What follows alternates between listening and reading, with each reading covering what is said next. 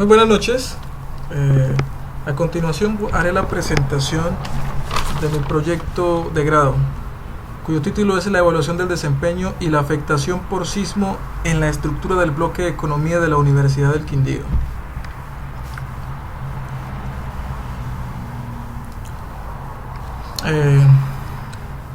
Mi nombre es Wilker Antonio Jordán Mosquera, el director del proyecto es el ingeniero William Valencia y la modalidad es profundización. Bueno, antecedentes. Empezaremos a hablar sobre cuál fue el origen o bajo qué normas se empezó a hablar del diseño por desempeño. Bueno, en 1995 el Comité Visión 2000 y Oficina de Servicios de Emergencia de California, Sacramento, sacó diferentes documentos referentes a un marco conceptual para el desempeño basado en ingeniería sísmica. Y en esos mismos años, en el 1996, el ATC 40, que básicamente es la evaluación sísmica y refuerzo de edificios de concreto, se crea una curva de capacidad y un punto de desempeño que describen el comportamiento no lineal de las estructuras. En 1997 surge también la norma FEMA 273, que es el Programa Nacional de Reducción de Riesgos Sísmicos, en 1997. Esta norma toma criterios de coeficientes, el teorema de los coeficientes para desarrollar el análisis no lineal de las estructuras. Entonces, a partir de estas normas se empezaron a hacer unas mejoras y revisión de los métodos para optimizarlos, como es el caso del FEMA 356, que aquí se generan comentarios sobre la rehabilitación de edificaciones y optimiza el método de los coeficientes del FEMA 273. El FEMA 440, creado en 2005, básicamente lo que hace es mejorar los procedimientos de análisis sísmico estático no lineal, especialmente el ATC 40, el espectro de capacidad y el punto de desempeño. En esta se optimizó este método llamándose linearización equivalente, que es el que vamos a enfocar el proyecto. A partir de estas normas se crearon normas paralelas, en las cuales está el FEMA P58, que es la evaluación del desempeño sísmico de edificios y también las pérdidas económicas, el ASC 4113 y el ASC 4117, que son normas enfocadas en la evaluación sísmica y reforzamiento de edificaciones existentes. Entonces, con estas normas se origina todo lo referente al diseño y análisis por desempeño. Ok, bueno, el presente trabajo está presentado de la siguiente forma: planteamiento del proyecto, marco metodológico, presentación de resultados y discusión, evaluación de costos de reparación y reforzamiento.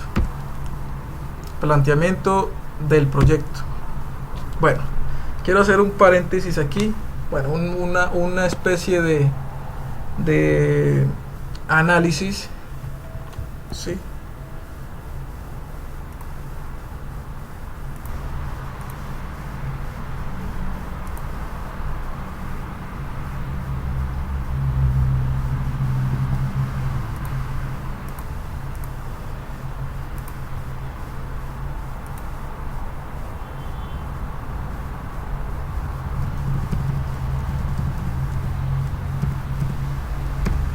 Bueno, aquí quiero hacer un análisis previo. Bueno, para el planteamiento del proyecto hay que tener algunos datos muy claros, como es el riesgo sísmico. El riesgo sísmico es una combinación de amenaza y vulnerabilidad. Amenaza, definido como el fenómeno natural que no hay control sobre él, no hay forma de prever su impacto o su llegada, y vulnerabilidad, que está intrínsecamente relacionada con los materiales, con los elementos que conforman la estructura, los elementos que van a soportar estas cargas.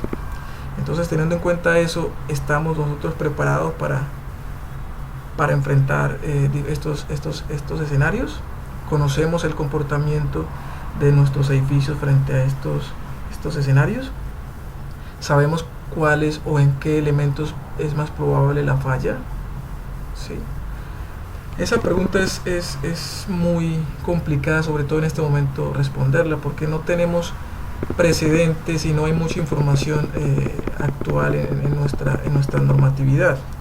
Sin embargo, es necesario empezar a implementar este tipo de análisis, este tipo de metodologías, para al menos reducir la incertidumbre.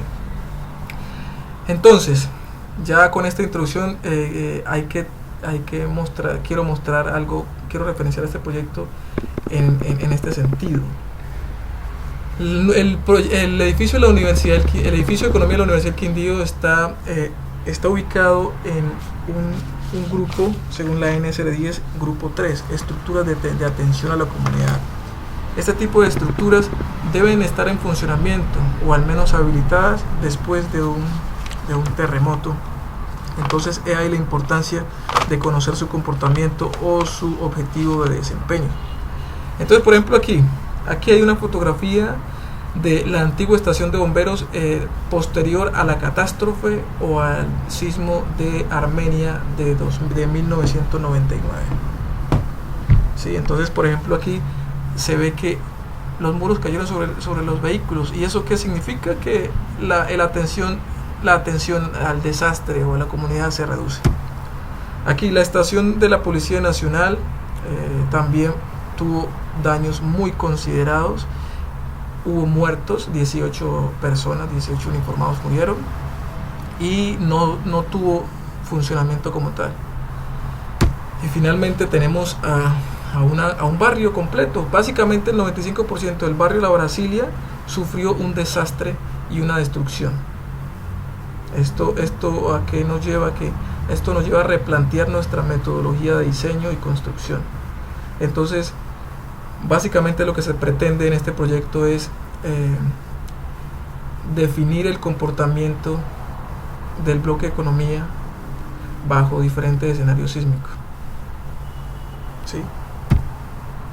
Bueno, marco metodológico. El marco metodológico está dividido en definición de la amenaza sísmica, que son los escenarios aplicables; la modelación estructural, que son los elementos primarios, los materiales y las cargas; y finalmente análisis lineal y no lineal. El análisis lineal pues es previo al procedimiento que estamos haciendo en este proyecto, que está enfocado en las normas ASC 4117, ATC 40, FEMA 440 y FEMA 356. Empezamos con con el desarrollo de los aspectos de análisis. Bueno, también quiero hacer una aclaración aquí. La normatividad, o sea, la NSR 10, contempla un sismo de diseño. Este sismo de diseño tiene un periodo de retorno de 435 años y depende de condiciones específicas del suelo y coeficientes para la aceleración del suelo. Sí, pero no contempla los sismos máximos considerados o de servicio. Sin embargo, el ATC 40 considera una estimación, por así decirlo, del periodo de diseño para calcular o para estimar el periodo máximo considerado y el sismo máximo considerado y el sismo de servicio. ¿Cómo lo considera? El sismo de servicio sería el 50% del sismo de diseño, y el sismo máximo esperado está entre 125% y 150% del sismo de diseño, pero no deja de ser una estimación. Sin embargo, las normas americanas definen un espectro que depende de unos coeficientes de aceleración y ese espectro está definido en el código de puentes. Así como lo ven aquí, está para un 5% de amortiguamiento y depende de factores de aceleración como el factor de aceleración pico del suelo, el PGA, el coeficiente de aceleración de respuesta de aceleración horizontal para 0.2 segundos y para 1 segundo. Estos valores los podemos hallar en el sistema de consulta de amenaza sísmica de Colombia. Ahí encontramos algunos datos que son, los datos específicamente que nos ayudan a construir estos diferentes espectros. Está para el periodo de retorno de 475 años, quiero mostrarlo acá, 475 años, para 31 años, bueno, aquí está todo, para 975 años, para 2475 años. Aquí podemos encontrar los diferentes factores que nos ayudarán a armar el espectro, los diferentes espectros o escenarios sísmicos.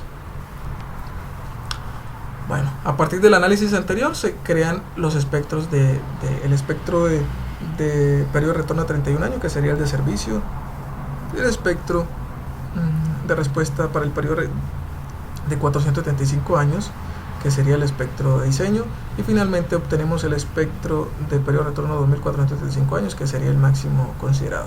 Aquí están los periodos de retorno y está la probabilidad de excedencia. Bueno, seguimos con el modelo estructural. El modelo estructural corresponde a un edificio de 5 niveles, cada nivel tiene 3.5 metros para un total de 18 metros. La estructura presenta retrocesos en las esquinas, lo cual hace considerar que hay una irregularidad en planta. Y en cuanto a la estimación de diafragma rígido, esto retira la posibilidad de que sea un diafragma rígido. Sin embargo, esta edificación cumple la definición inicial de diafragma rígido, que el desplazamiento máximo en un piso es menor al desplazamiento promedio de ese mismo piso, pero al tener irregularidad en planta, no se podría considerar un diafragma rígido.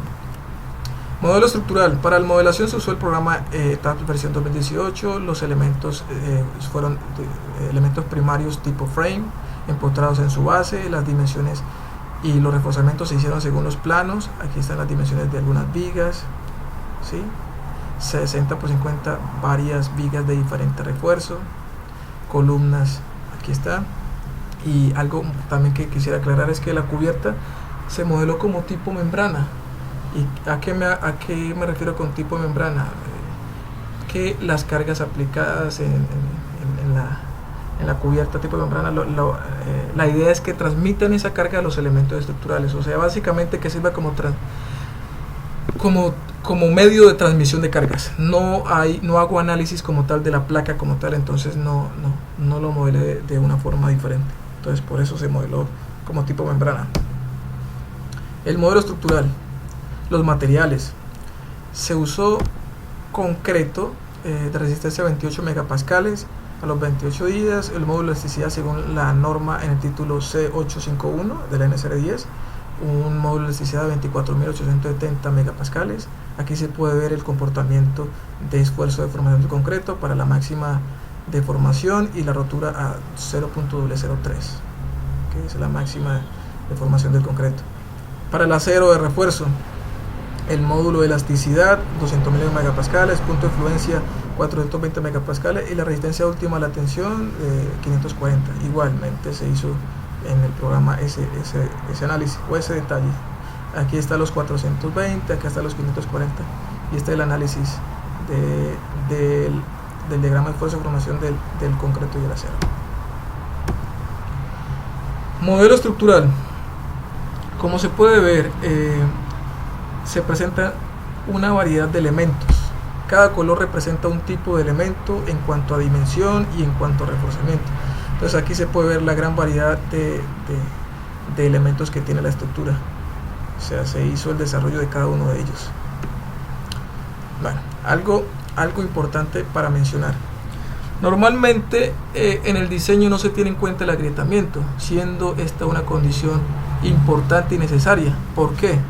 Porque la estructura, desde el momento que se construye, por el peso propio, por las cargas de servicio o por sismos de menor intensidad al de diseño, van a tener un agrietamiento, y este agrietamiento es permanente. Entonces, por lo tanto, es importante considerarlo. Aquí se consideró, se tuvo en cuenta una recomendación por Pauday y Priestley, que están en las referencias, sobre un porcentaje de agrietamiento. Se tomó 0.40 para vigas y 0.60 para columnas. Eso de las columnas depende de la carga axial y se hizo la verificación respectiva. Bueno, se realizaron o se aplicaron las cargas respectivas: carga muerta por piso 4.83 kN por metro cuadrado, carga muerta de techo 1.5 kN por metro cuadrado, cargas vivas para salones de clase según la norma 2 kN por metro cuadrado, y para cubierta 0.5 kN por metro cuadrado. Se consideraron 5% de excentricidad y se desarrollaron las cargas en el programa: muerta, viva, muerta sobreimpuesta, viva de techo, y se realizó la fuerza horizontal equivalente, que lo explicaremos a continuación. El cálculo de la fuerza horizontal equivalente se hizo de acuerdo a la norma NSR10 A423, de acuerdo al peso por piso y de acuerdo a los coeficientes de aceleración. Se halló el cortante máximo y se distribuyó en altura. Más adelante vamos a mencionar estas fuerzas, que son las que se van a aplicar para el análisis no lineal pushover, pero mientras tanto esta fue la forma como se calculó con la fuerza horizontal equivalente. Algo muy importante para mencionar: el porcentaje de masa modal logró el 90% alrededor del modo, a ver, aquí está en el modo 10, perdón, en el modo 9. En el modo 9 alcanzó su participación modal superior al 90%, y el modo fundamental está ubicado en el primer modo porque es traslacional y en sentido Y. Eso es importante mencionarlo. ¿Por qué? Porque el comportamiento de la estructura, al estar su modo fundamental en el primer modo, eso significa que su comportamiento es muy similar al de fuerza horizontal equivalente. Otro dato a destacar es la excentricidad, la distancia entre el centro de gravedad y el centro de masa, el centro de rigidez y el centro de masa. Entonces, en el piso, bueno, aquí se ve que la diferencia está alrededor de 1 metro, pero especialmente en el segundo piso y en el quinto piso en el sentido Y. O sea, entre más grande sea la excentricidad, genera mayor torsión, y esto no se presenta en la estructura. O sea que pues no es considerable estas diferencias. Seguimos con las derivas. Después de haber ingresado los diferentes espectros, se verifica de que los espectros se verifica qué deriva presentan con los diferentes espectros. Entonces, para el sismo de servicio, la deriva es inferior al límite establecido por la NSR10. Miren, el máximo en X es 0.15% y el máximo en Y es 0.18%.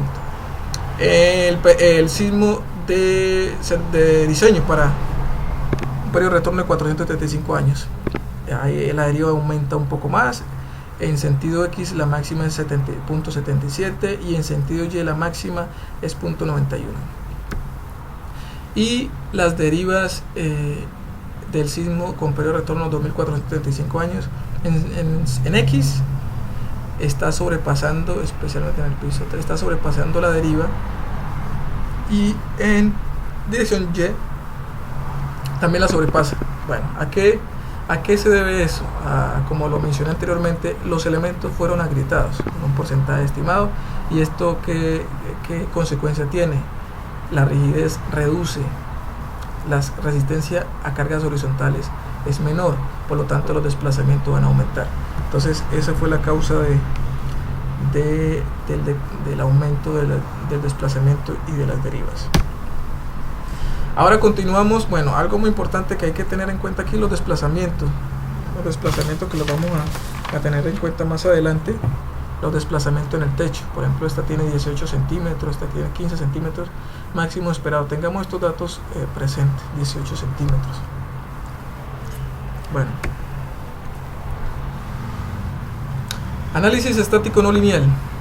Para empezar a hablar del análisis estático no lineal, para desarrollar este tema, empezamos con definir las cargas no lineales, carga no lineales, con la carga gravitacional no lineal. Aquí se definen las cargas muertas y las cargas vivas, el 100% de las cargas muertas y el 25% de las cargas vivas. Esta sería la condición inicial que tendría el modelo. Se aplica la totalidad de las cargas para un solo paso y con los parámetros del programa, iniciales del programa. Se continúa con las cargas no lineales, que son pushover en sentido X y pushover en sentido Y. Estas cargas continúan a partir de la deformación que deja las cargas gravitacionales y se le aplican, como lo mencioné antes, las fuerzas horizontal equivalentes, porque el comportamiento es muy similar, ya que su modo fundamental está en el primero, entonces es muy similar aplicarle esta carga, ¿sí? Para este caso se aplica un desplazamiento control, se define un desplazamiento control, se define en múltiples estados de carga y se conservan los parámetros no lineales que presenta el programa. Se estableció un desplazamiento monitoreado de 2 metros, un punto en el techo, en el piso 5, en dirección X y para dirección Y, y los estados o múltiples pasos está entre 10 y 100. Bueno, después de haber definido las cargas, ahora definimos el análisis no lineal de los elementos. Bueno, existen múltiples metodologías o modelos analíticos para la interpretación del comportamiento del hormigón, ¿sí? Hay amplia experimentación del acero, ¿sí? Del concreto confinado, ¿sí? Hay un programa creado por el doctor Roberto Gentil, que son aplicaciones estructurales para desarrollar los diagramas de momento curvatura de los elementos, entre muchos. El ingeniero Roberto Gentil, el doctor Roberto Gentil, es de la Universidad de College Londres, Departamento de Ingeniería Civil y Ambiental y Geomática. Él es doctor en ingeniería sísmica, ¿sí? Él viene desarrollando trabajos referentes al comportamiento no lineal estático y el comportamiento no lineal dinámico de estructuras. Entonces es un referente para desarrollar este tipo de información. Aquí este es el link de cómo se desarrolla estos análisis de momento curvatura, y aquí está la página del ingeniero. Entonces, ¿en qué consiste este programa? Se llama RC Section, right? Consiste en ingresar las dimensiones del elemento, el acero longitudinal y el acero transversal, la separación del acero transversal, el número de varillas longitudinales, la resistencia del concreto, la resistencia, afluencia y última del acero, ¿sí? Entonces, a partir de estos datos de entrada, el programa tiene desarrollado un algoritmo que se enfoca en un comportamiento para el concreto Mander y para el acero Park, entre otros modelos, para desarrollar las gráficas que se ven aquí. Esta es la gráfica, básicamente es esta que se muestra aquí, y el mismo programa proporciona la gráfica bilineal. Entonces se hace para las columnas, para columnas y para vigas. Entonces eso es. Después de tener las diferentes curvas, se ingresa el programa para poder ingresarlas, para poder asignarlas a los elementos. Entonces se define una propiedad de rótula, se adiciona una nueva propiedad, se nombra la propiedad. Entonces, para este caso, que son vigas, se toma deformación controlada, dúctil, y se toma momento M3. ¿Por qué momento M3? Porque es la flexión la más crítica en vigas, ¿sí? Ya más adelante lo vamos a explicar por qué lo digo, ¿sí? Después se hace la modificación de las propiedades, y aquí está el ingreso de la curva que ya desarrolló el programa RC Section que mencioné anteriormente. ¿Cómo se ingresa? Hay que revisar este modelo que aporta el ASC 4117, que es una relación con respecto al momento de fluencia. Entonces, aquí, como muestra esta gráfica, aquí está el momento de fluencia y aquí está el momento último, y hay que llevarlo a este panorama. ¿Cómo? el momento de fluencia está ubicado aquí, sobre el mismo momento de fluencia es 1, y esos son los datos que se ingresan acá. Bueno, si se ingresa igual, si es simétrico, entonces no hay problema. Si no es simétrico, hay que hacerlo para cada uno. O sea que el mismo programa de resección lo muestra para la parte negativa y también lo muestra para la parte positiva. Entonces, en este caso es simétrico. Entonces, al ser simétrico, entonces los mismos datos. Entonces sería el momento de fluencia sobre el momento de fluencia es 1. El momento último sobre el momento de fluencia es 1.16. Hay varios casos en que es 1.14, 1.15, 1.20. Entonces esa es la variación que se presenta aquí. Y finalmente se llega a la resistencia residual, el momento residual, que es 0.2. ¿sí? Y estos datos se ingresan igual, porque aquí le puse un factor de 1. Se ingresan igual los datos de la curvatura que me da el programa. ¿sí? Y así se desarrolla este programa. Este dato que está aquí es el dato, porque está en función del momento de fluencia. Es el dato del... bueno, esto parece que no es simétrico, porque acá hay un dato negativo, pero la proporción da la misma, entonces no hay problema. Entonces este es el momento de fluencia negativo y este es el momento de fluencia positivo. El programa también, es importante que en esta interfaz se seleccione esto, momento curvatura, y se ingrese el valor de la longitud de la rótula plástica, ¿sí? Que lo da también el programa. Y estos datos de aquí son los criterios de aceptación. Esto es estimativo. ¿Cómo se estima? Hay una deformación última, esta deformación, momento último, y se estima un porcentaje, puede ser del 80% de esa longitud última que quedaría aquí, que sería este verde, y del 40% que puede ser acá, o el 20% que sería por acá. Y así se definen estos valores. El 80% para presión a colapso, el 20% para seguridad de vida. Entonces, así se definen los criterios de aceptación para cada elemento. Entonces, en el caso de las columnas es algo muy similar.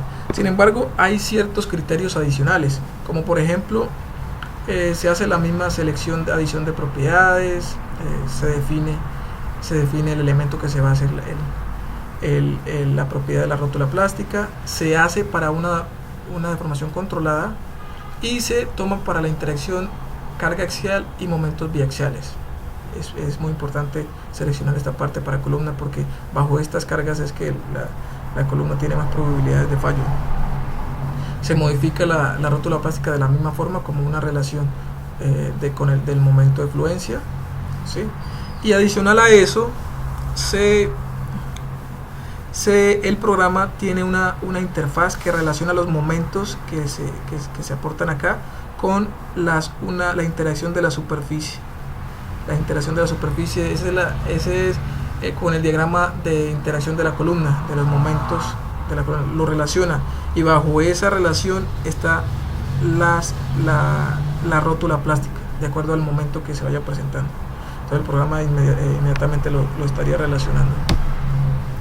Bueno, aquí después de definir las rótulas plásticas, sigue a la asignación. Se selecciona cada elemento que pertenezca a su respectiva rótula plástica, vigas de 35 por 50, 30 por 50, 60 por 50, etc. Cada elemento tiene su respectiva rótula plástica y se le asigna. Previamente se deben de seleccionar y después aquí se asigna. Igual lo mismo pasa en las columnas. Para cada columna se le aplica esta propiedad, ¿sí? Entonces, ¿por qué punto 95 y punto 5? Bueno, aquí, como podemos ver en las dos gráficas, las columnas son más susceptibles de que los fallos sean muy cercanos al nodo, y lo mismo pasa con las vigas. Aquí el fallo de las columnas generalmente es a flexo-compresión y el de la viga es a flexión, ¿sí? En M3, así como se muestra acá. Entonces he ahí la selección del tipo de rótula. Bueno, a partir de ese análisis se crea, o el programa nos brinda, las curvas de capacidad. Bueno, básicamente las curvas de capacidad muestra el comportamiento no lineal de la estructura, ¿sí? Entonces, como lo vemos aquí, Cada punto aquí representa una rotulación plástica y en cada punto la rigidez de la estructura cambia. ¿Y a qué me refiero con eso? Con que primero vamos a hacer varias explicaciones. Empecemos con esta dirección X. Aquí por ejemplo hay una rotulación plástica a los 4786 kilonewton, después a los 8000, o sea cada 4000 parece, cada 4000, a los 8000, a los 12000, a los 13000, y aquí empieza a acentuarse. ¿Esto qué significa? De que los incrementos, los delta incrementos se empiezan a reducir. ¿Y esto por qué pasa? Porque la rigidez se vuelve mucho más pequeña y tiene menos capacidad de resistir las cargas. Pero ¿cómo se produce eso?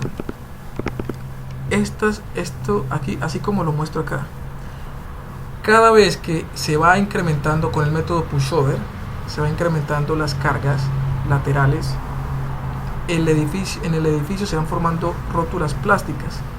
¿Qué rótulas plásticas? Las rótulas plásticas es cuando un elemento incursiona en el rango inelástico y pierde capacidad de resistencia. Entonces, ¿qué pasa ahí? Las cargas empiezan a redistribuirse porque ese elemento ya no tiene la capacidad de resistir la misma cantidad de fuerzas. Entonces empieza a redistribuirse las cargas y van a haber elementos que van a estar sobrecargados, y pasa algo muy similar: sobrepasa su capacidad y entra al rango inelástico y se plastifica y se vuelve y redistribuye. Este es un proceso secuencial, ese es un proceso progresivo, y ahí se empieza a crear el mecanismo. Entonces eso es lo que pasa en cuanto a la formación de rótulas plásticas. Empieza con un color verde formándose, después sigue la plastificación, después al daño como tal, hasta que la estructura llega al colapso. Eso es progresivo. Entonces algo muy similar pasa en el sentido Y. ¿Sí? Hay un incremento 3000, 7000 y empieza a acentuarse en 7000. Aquí empieza a acentuarse, aquí empieza a aumentarse un poquito más. Aquí algunos elementos mejoraron su capacidad. Entonces este es el comportamiento. La falla es de la estructura en sentido X a 14000 kilonewton y en sentido Y a 10000. Bueno, eso es lo que pasa en la formación de curva de capacidad. ¿Qué está pasando internamente? Lo que les estaba explicando. Hay una resistencia de cada elemento en donde ese esfuerzo recorre la zona elástica e incursión en la zona inelástica, y esto se da hasta que la estructura falle o hasta que deje de aplicarse las cargas. Entonces, por ejemplo, esta viga incursiona en el rango inelástico y estuvo muy cerca de esta línea azul, que eso significa prevención al colapso. Seguridad de vida. Pero entonces ahí este es el recorrido que haría los esfuerzos sobre la misma viga. Entonces esta viga, que es la viga del primer piso 60x50 del eje E, hay una plastificación. Lo mismo ocurre en esta viga para el tercer piso. Esto es aplicable igual. Lo mismo pasa en columnas y en las otras vigas. Entonces esto es lo que pasa internamente. Bueno, ya teniendo la claridad de ese comportamiento, se puede estimar el punto de desempeño. ¿Qué es el punto de desempeño? El punto de desempeño es la máxima exigencia que puede someter un sismo o un escenario sísmico a la estructura, ¿sí? Entonces aquí puedo ver bueno, y para encontrar el punto de desempeño hay que llevar la curva de capacidad, que es esta, y el espectro de respuesta en coordenadas espectrales para poder encontrar el punto de intersección o el punto de desempeño. ¿Y cómo se halla el punto de desempeño? Hay múltiples metodologías, pero la que se utiliza en la linealización equivalente es que por medio de la curva bilineal de la curva de capacidad y el espectro reducido por el tema de amortiguamiento, de histéresis, se encuentra el punto de desempeño. Esa es una forma de encontrarlo, ¿sí? Bueno, entonces aquí nos emiten unos datos que los vamos a utilizar más adelante, que son específicamente los datos de punto de desempeño SA y SD, ¿sí? Punto 15 en SA y 0.0127 SD, ¿sí? Para en sentido Y y en sentido X, para 31 años, para 435 años y para 2435 años. Bueno, hay que notar algo aquí. Miren, por ejemplo, el desplazamiento en el techo del punto de desempeño es de 21 centímetros, y se acuerdan que el desplazamiento del sismo máximo esperado era de 18, es muy similar, 19 prácticamente, muy similar. Ya más adelante vamos a aclarar esos dos temas. Entonces, ya con esa información, con el punto, con las coordenadas de los puntos de desempeño, hay algo que hay que aclarar aquí. En el sismo de servicio, el punto de desempeño o el comportamiento de la estructura no incursiona en el rango inelástico, o sea, el amortiguamiento se mantiene constante, la relación de ductilidad es la misma, el periodo se mantiene, ¿sí? Entonces eso sí hay que aclararlo. Y en el sismo de 435 años, el amortiguamiento aumenta, el periodo aumenta y la relación de ductilidad aumenta, ¿sí? Entonces eso es lo que pasa, importante mencionarlo. Bueno, llegamos a la evaluación del desempeño de la estructura. En sentido Y se formaron 1672 rótulas. De las 1672, 1414 estuvieron en el rango de operacional y ocupación inmediata. ¿Qué significa eso? Que no se plastificaron. Y eso pasó en la mayoría de los elementos estructurales, como lo muestra este porcentaje. Y lo mismo pasa en dirección X, perdón. 87, que también es un porcentaje alto, estuvieron en el rango de operatividad y ocupación inmediata. ¿Qué significa eso? Que más adelante también lo voy a concluir. Es que la estructura presenta poca ductilidad, eso es uno.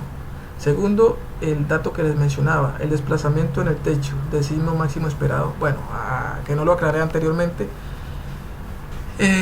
La norma, eso es un paréntesis, la norma crea el sismo de diseño y hay unos parámetros según el grupo de uso, como es en nuestro caso, que es el grupo 3. Ese grupo define un coeficiente de importancia que es 1.25.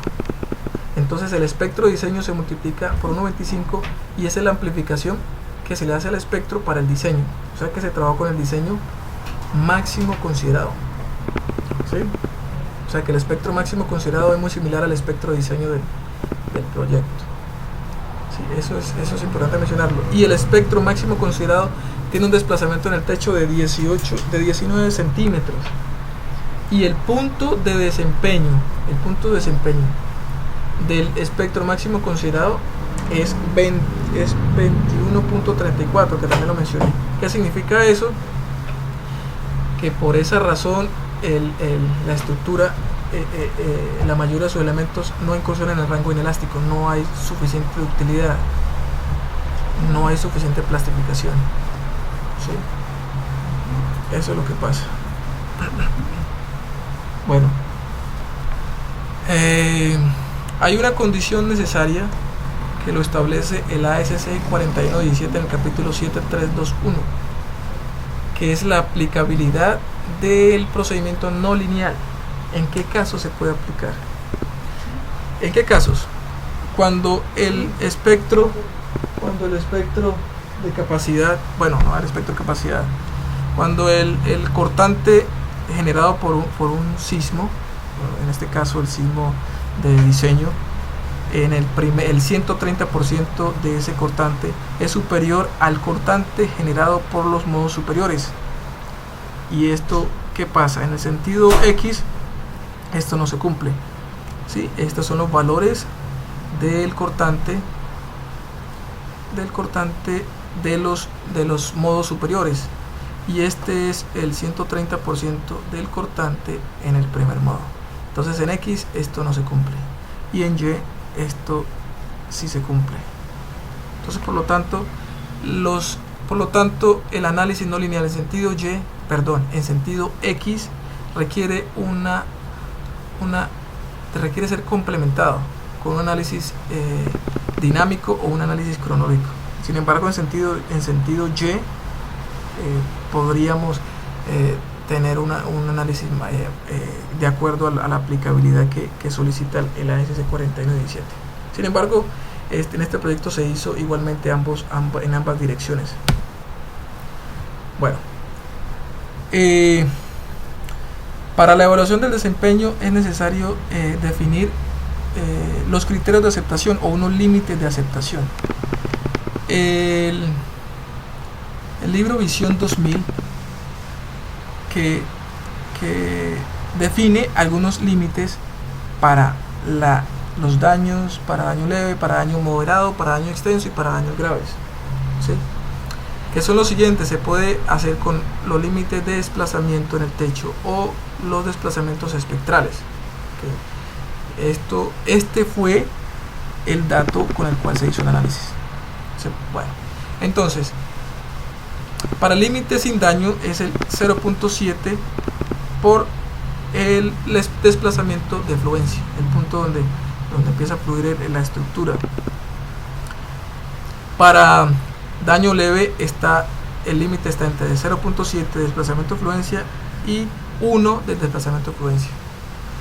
Para daño moderado está entre el desplazamiento de fluencia y la suma del desplazamiento de fluencia y el DUY. El DUY es el 0.25 del desplazamiento último más el desplazamiento de fluencia. Ese es el DUY.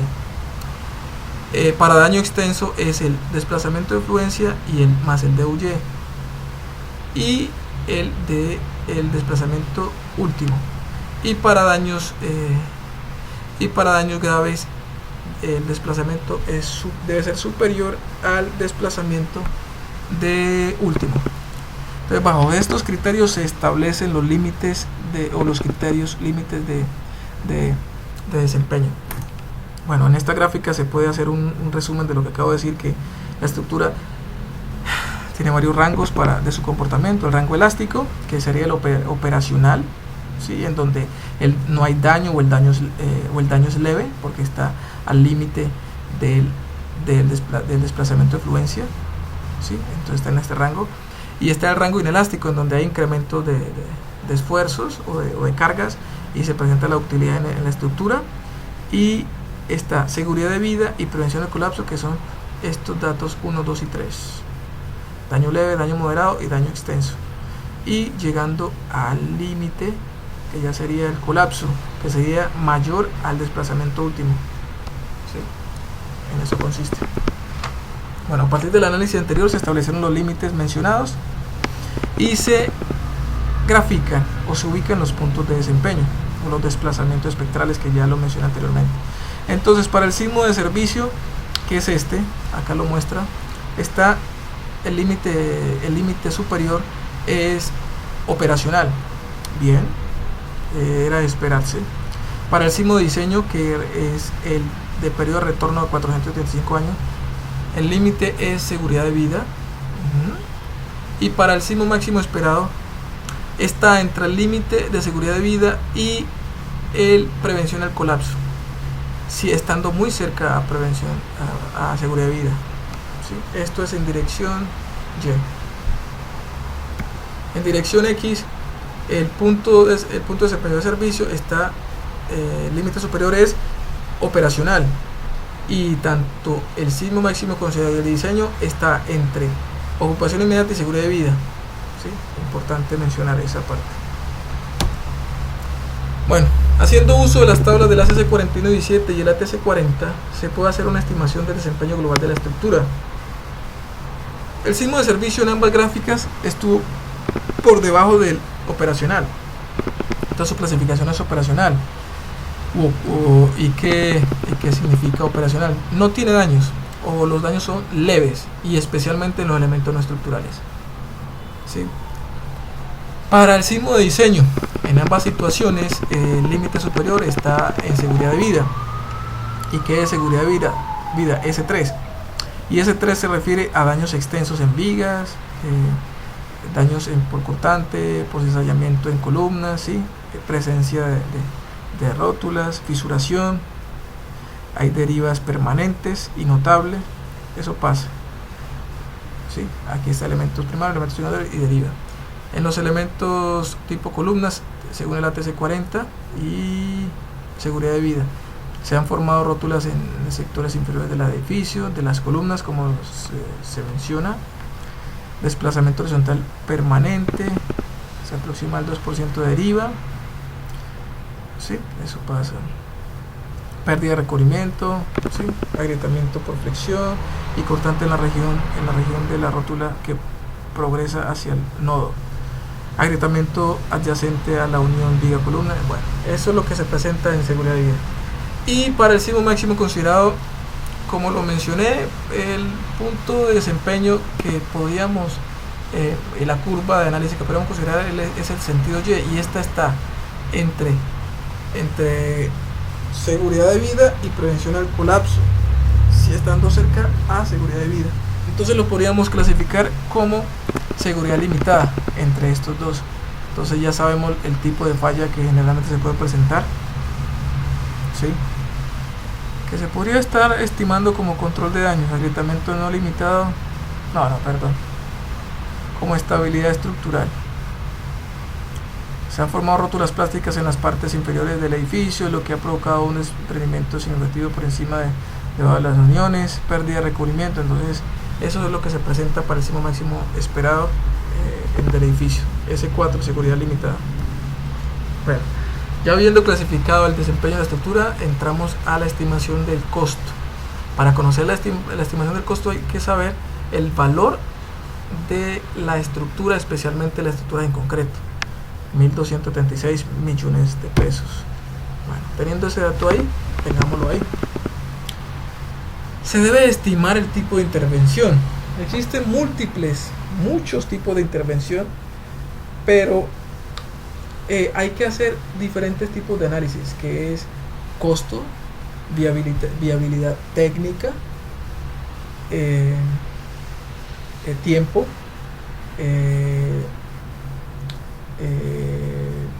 que haya en el mercado.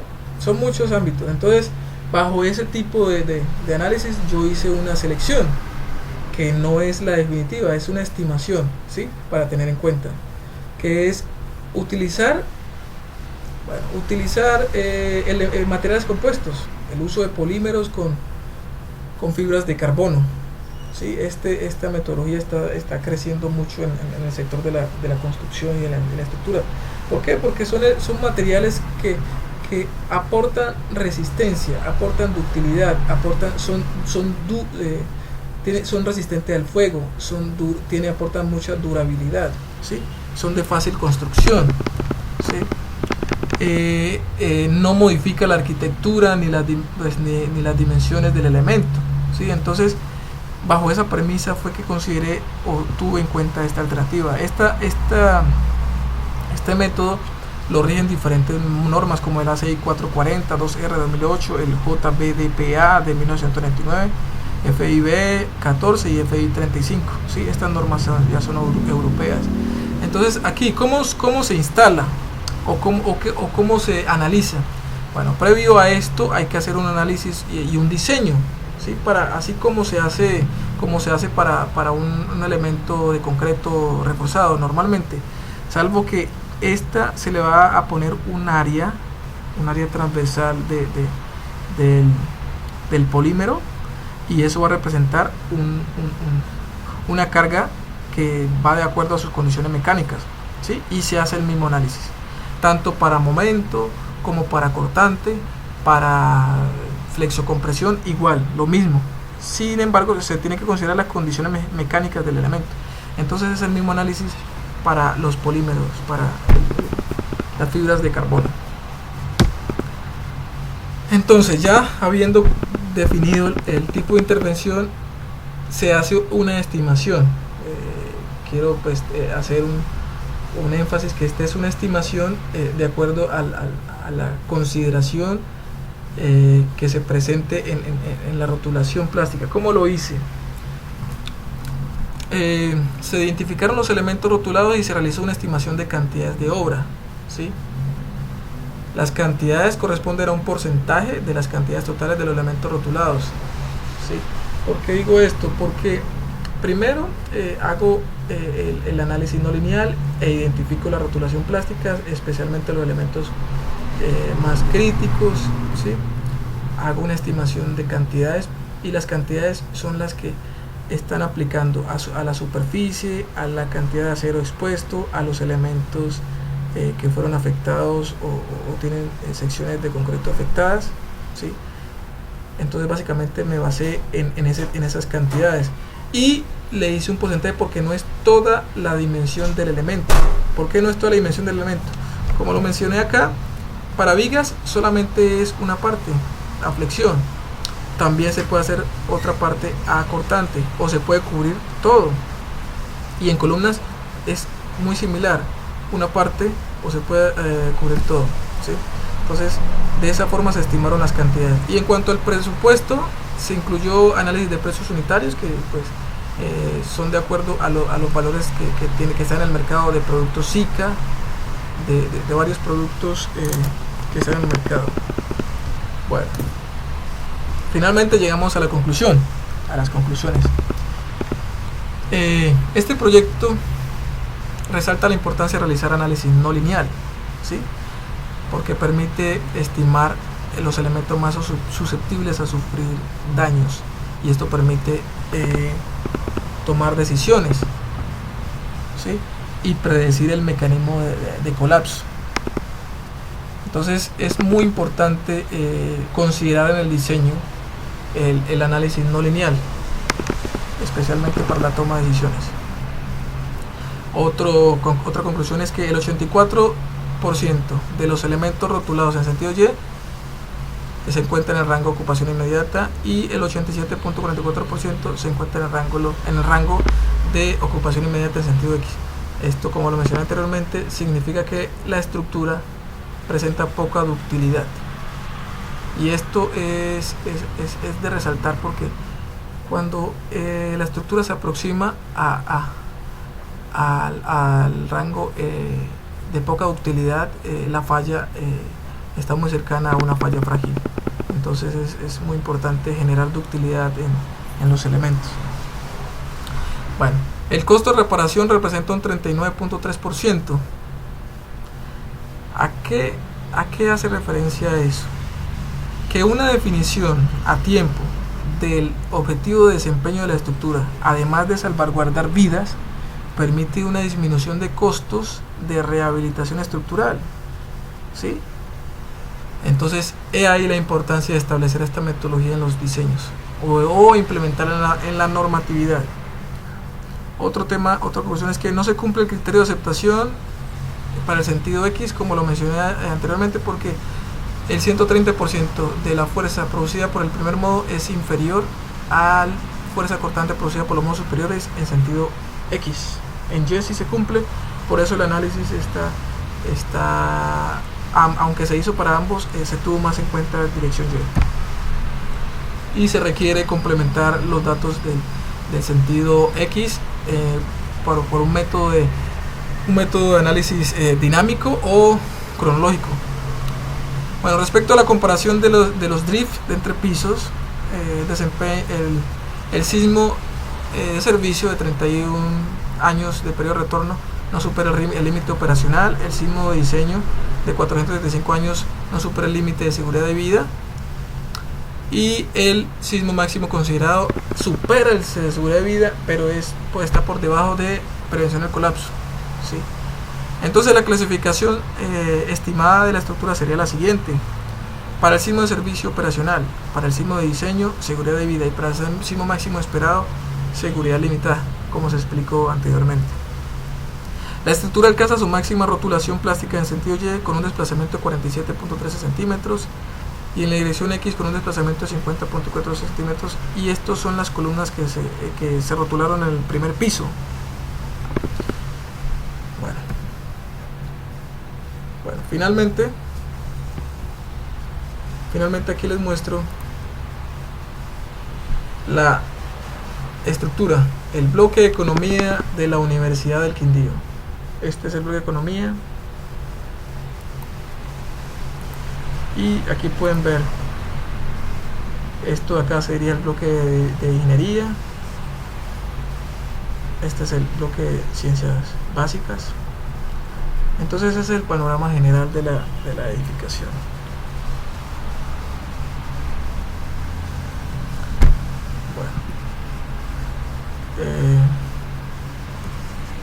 Esta es la bibliografía. Muchas gracias.